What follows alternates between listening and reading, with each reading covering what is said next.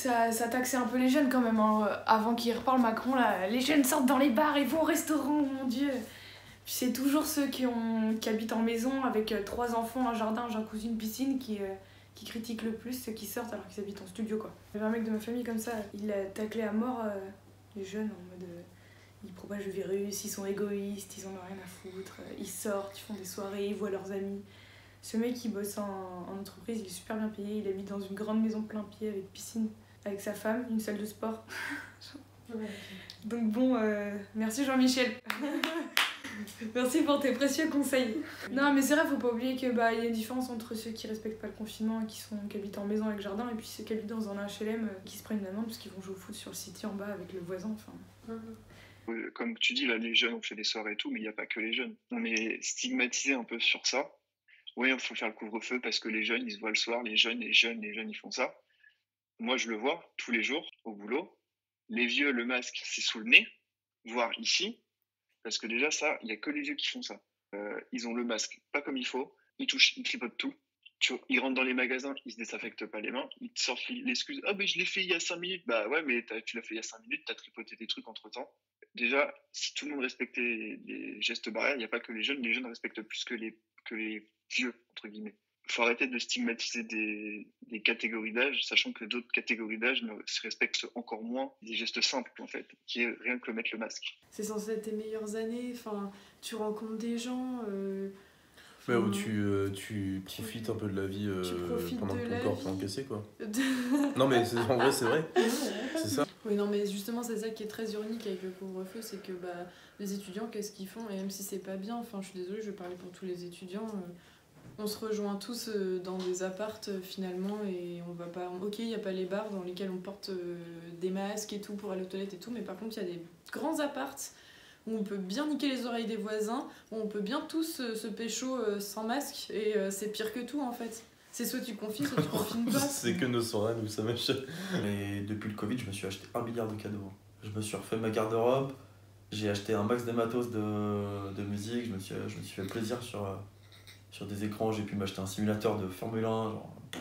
Quoi ? Ouais, je me suis acheté un volant à retour de force avec des pédales, et j'ai une télé énorme, et chez moi, je fais des simulateurs de Formule 1.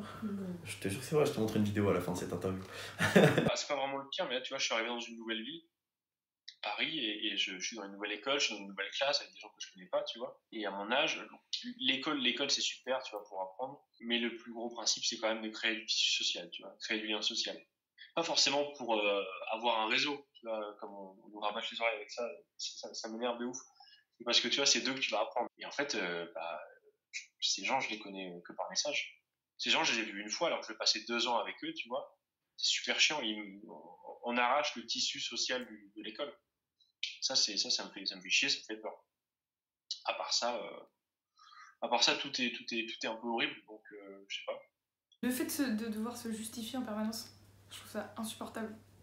De devoir, rien que le coup des attestations, de devoir dire je vais acheter du papier toilette. Je trouve ça trop chiant.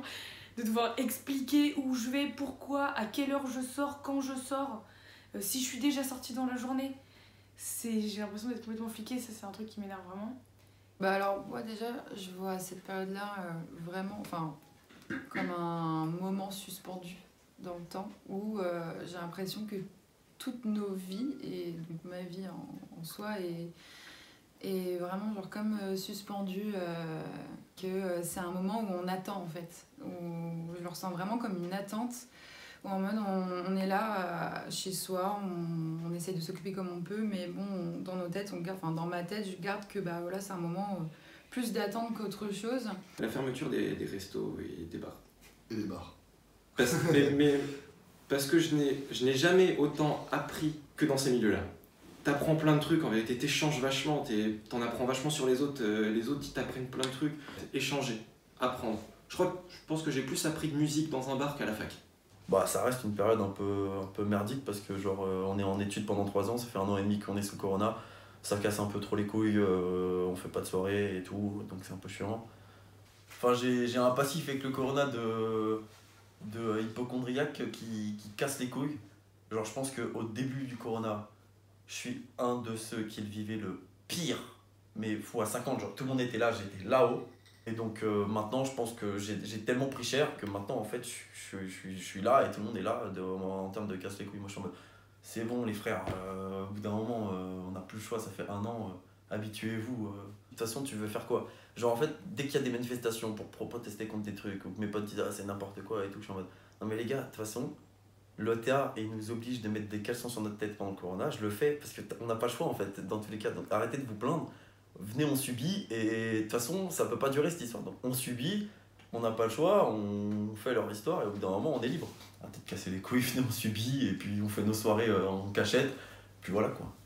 Du coup, je suis je fais attention, tu vois, évidemment. Surtout quand je vais voir des personnes à risque comme mes grands-parents ou quoi, mais.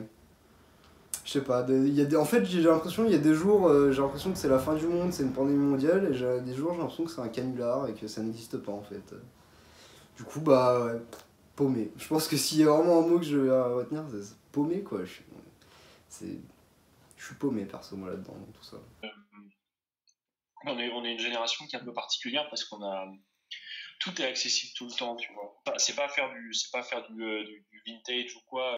En mode c'était mieux avant, c'était pas mieux avant. Mais je pense psychologiquement, nous, tout est tellement accessible. Il n'y a pas tant la culture du serre les dents et avance. Si tu cherches une info, tu l'as. Tu veux une fringue en 2 clics, tu l'as.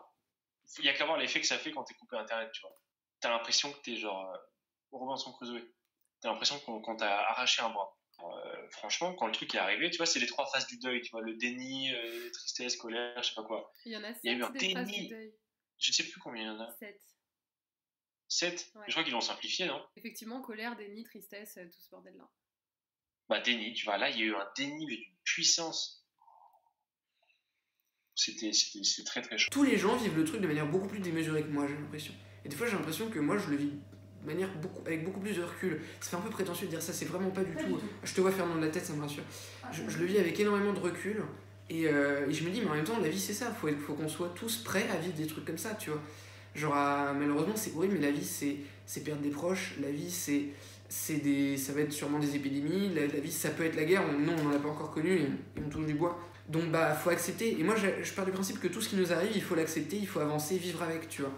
À la limite, si j'essaie de faire encore plus de projets et de travail pour me changer les idées, et à défaut de voir un peu moins de monde, de ne pas sombrer dans la solitude. Moi, je le vis bien. Enfin, je le vis bien. J'ai l'habitude maintenant. Je me pose plus la question. J'attends de voir ce qui va être annoncé. On va dire qu'on est rentré dans une routine. Hein. On est habitué au Covid. Hein. Ça va faire maintenant 1 an, en mars. Donc en vrai, maintenant, le Covid, il est rentré dans le quotidien. On vit avec. Hein. Le masque, maintenant, on le porte toute la journée. On a l'habitude. C'est trop bizarre, mais j'ai l'impression que maintenant, on est habitué et ça me fait peur parce que j'ai pas envie d'être habitué à ce train de vie-là, en fait. J'ai pas envie que Macron, il se dise que... on va confiner régulièrement, tu vois, c'est pas ça, on vit pas confiné tout le temps chez soi, même si il faut sauver les gens, il faut sauver les hôpitaux, il faut les désengorger et tout, c'est insupportable en fait. De toute façon, on est dans une période où c'est des périodes charnières, enfin entre 20 et 25 ans, tu décides un peu de ce que tu vas faire pendant les années à venir. Et puis aussi, un truc qui est horrible, que je trouve vraiment infâme, c'est qu'on s'enferme dans les réseaux sociaux, mais vraiment. On est tout le temps sur nos téléphones, on a que ça à foutre. À part ceux qui ont des études, comme ça, même ceux qui ont des études, ils décrochent en fait, parce qu'ils en peuvent plus. Et vraiment, on est tous démotivés, on est tous sur les réseaux. Bref. Mais après, pour le coup, les réseaux ont aussi joué un rôle de lien, même pour les créations, ouais, ça a quand même participé. Je suis d'accord, sauf que beaucoup de gens tombent dans le trop en fait, dans l'excès au niveau des réseaux. Surtout, tu vois, mon truc, il est sur les jeunes. On est les premiers concernés par les réseaux sociaux parce qu'on a le nez un peu dedans. Et c'est vrai que déjà, en temps normal, on nous dit « Oh, pas trop sur vos téléphones, les réseaux, je sais pas quoi ». Et là, en fait, on n'a pas le choix. Et je pense que c'est d'autant plus dangereux pour les jeunes. Ouais, c'est clair. Et ça incite aux dépressions. Je parlais que de ça, c'est bien. Mais ça...